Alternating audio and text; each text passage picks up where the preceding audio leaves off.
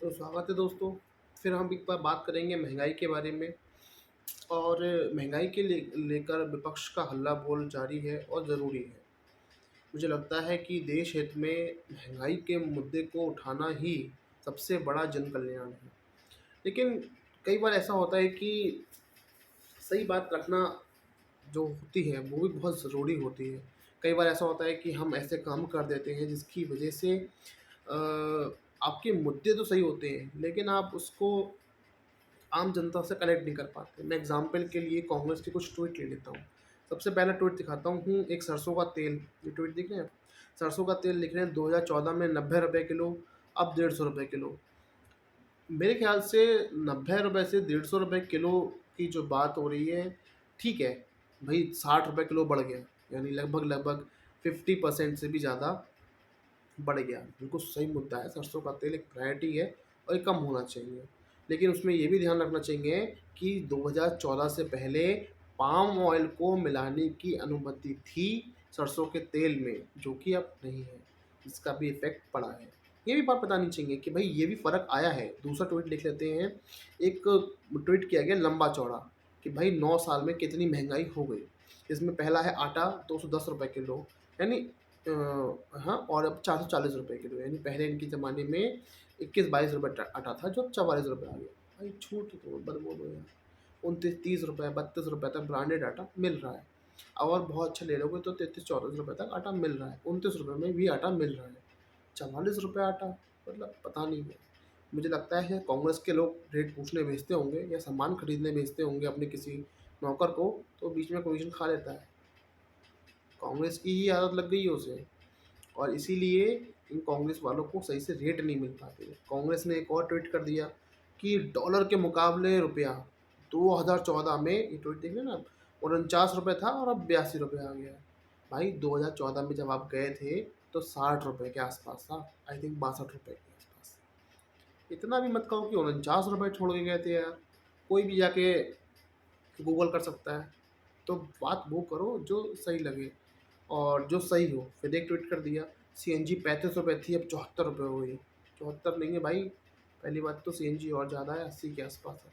लेकिन सीएनजी उस समय भी ₹35 नहीं थी, 45 से ₹50 के आसपास सीएनजी थी। ₹35 में सीएनजी तब भी नहीं बिक रही थी। लेकिन क्या है करें, कुछ तो करना है ना। सही मुद्दे मिले हैं भाई, सही मुद्दों को सही तरीकों से उठाओ। जनता इसीलिए आपकी क्रेडिबिलिटी आप खो चुके हो। ये क्रेडिबिलिटी का ना होना ही सबसे बड़ा ड्रॉबैक है विपक्ष के लिए। और क्रेडिबिलिटी आप कहाँ खो देते हो, जब आप झूठ बोलते हो।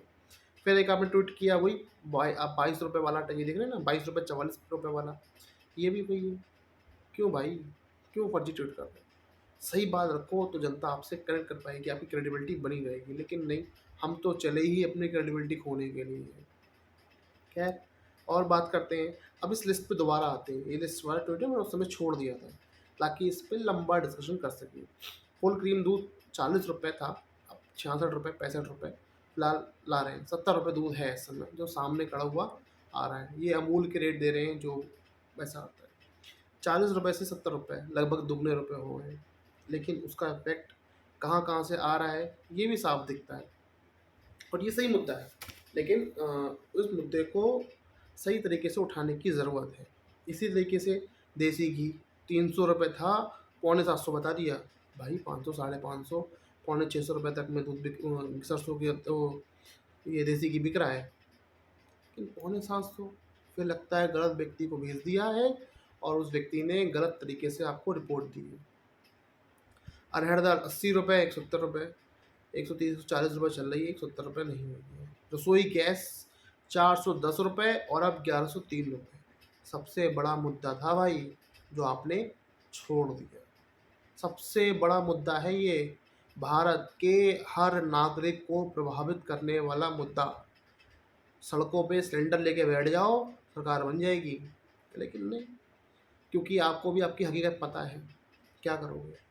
सरकार बनाने के लिए राजस्थान में करा ना ₹500 में सिलेंडर, कर्नाटक में करा ना, हिमाचल में करा ना, लेकिन पूरे देश में कैसे कर दें? क्योंकि आपकी अपनी पोल खुल जाएगी। क्योंकि आपका सिलेंडर जो ₹1100 का आज ये भारतीय जनता पार्टी की सरकार में है ना, आपका तब ₹1200 था।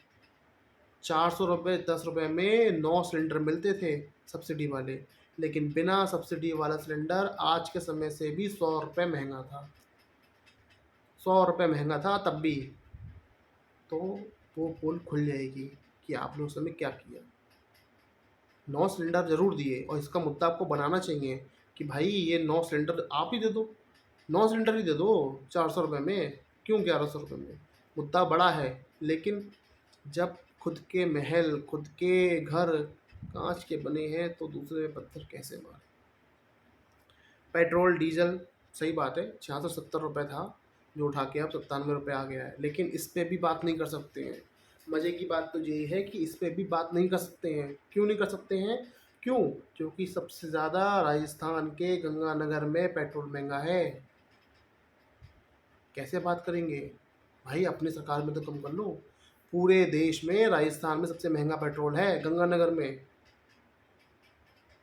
उसके बाद हिमाचल में सबसे महँगा है। हिमाचल में तो सरकार बनते ही ₹3 वैट बढ़ा दिया आपने। तो भाई किस मुँह से बात करोगे पेट्रोल डीजल पे भी? क्या कर सकते हैं? इसीलिए विपक्ष जो है मुद्दा विहीन है। विपक्ष का जो मुख्य चेहरा इस समय है लालू प्रसाद यादव जी, वो भी इसलिए नहीं बोल सकते हैं क्योंकि उनके पास भी कुछ ना दिखाने को है, ना बताने को है, ना करा हुआ दिखा सकते हैं, ना आगे क्या करेंगे वो बता सकते हैं। इसीलिए महँगाई का मुद्दा जो हमारे आपके लिए एक महत्वपूर्ण मुद्दा है, एक बड़ा मुद्दा साबित भी हो सकता है। उस पे गवर्नमेंट को प्रेशर में लिया जा सकता है, लेकिन नहीं, कैसे लें हाथ में अपने? कैसे उस पे उछल-कूद करें, कुछ करें, जब पता है कि एक पत्थर फेंकेंगे 10 अपनी तरफ आएँगे।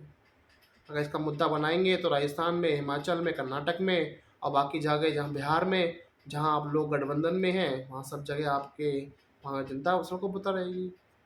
इसीलिए महँगाई के मुद्दे को बिहार से बस छू के निकल जाते हैं।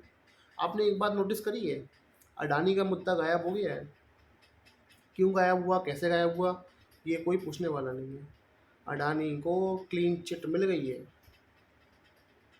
जिस पे इतना हाय तौबा मचाया, संसद का पैसा बेकार किया, उस अडानी को भाई क्लीन चिट मिल गई सेबी से, सुप्रीम कोर्ट की बनाई हुई कमेटी से क्लीन चिट मिल गई, इसलिए वो मुद्दा गायब हो गया, महंगाई का मुद्दा। यही कारण है कि विपक्ष जो है उसकी क्रेडिबिलिटी ना होना ही सबसे बड़ी दिक्कत है। आज के समय में क्रेडिबिलिटी को खो देना ही सबसे बड़ी दिक्कत है। क्रेडिबिलिटी को दोबारा पाने के लिए सही तथ्यों से विपक्ष को पुनः कोशिश करनी चाहिए, क्योंकि भारत जैसे देश में बिना विपक्ष के देश होना एक अपने आप में हानिकारक परिस्थिति है। सरकार मजबूत होनी चाहिए, बहुमत वाली होनी चाहिए, लेकिन उतना ही मजबूत विपक्ष भी होना चाहिए। लेकिन विपक्ष की नीयत इस समय जनता को साफ नज़र नहीं आ रही है, जिसके लिए उन्हें काम करने की ज़रूरत है। एक क्रेडिबल नेता की आने की ज़रूरत है, जिसकी क्रेडिबिलिटी पे लोग सवाल ना उठाएं, जिसके नेतृत्व को लोग स्वीकार करें और उसके नेतृत्व के मेरे नेतृत्व में सारे विपक्षी पार्टियां उसके नेतृत्व में काम कर सकें। तो ऐसे लोगों की ज़रूरत है। विपक्ष को चाहिए, अगर 2024 के मुद्दे को बनाए रखना चाहते हैं, 2024 की रेस में बने रहना चाहते हैं और चाहते हैं कि वो जो परिवर्तन लाना चाहते हैं वो देश में आए, तो उसके लिए ज़रूरी है कि अपनी क्रेडिबिलिटी को बनाएं, बचाएं और बढ़ाएं। चलिए मिलते हैं नेक्स्ट टाइम। आप सब्सक्राइब कीजिए, मत कीजिए, घंटी को भी मत दबाइए, लेकिन बने रहिए, सुनते रहिए। अच्छा लगे तो फिर आइए।